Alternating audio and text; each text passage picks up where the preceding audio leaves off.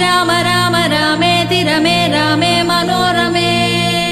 सहस्रनाम तत्तुल्यं रामनाम वरानने रामनाम वरानन ॐ नमः इति ब्रह्मोवाच नमोऽस्त्वनन्ताय सहस्रमूर्तये सहस्रपादाक्षि शिरोरुबाहवे सहस्रनाम्ने पुरुषाय शाश्वते सहस्रकोटियुगधारिणे नमः सहस्रकोटियुगधारिणे नमः ॐ नमः इति सञ्जय उवाच यत्र योगेश्वरः कृष्णो यत्र पार्थो धनुर्धरः तत्र श्रीर्विजयोर्भूतिर्ध्रुवा नीतिर्मतिर्मम श्रीभगवानुवाच अनन्याश्चिन्तयन्तो मां ये जना पर्युपासते तेषां नित्याभियुक्ता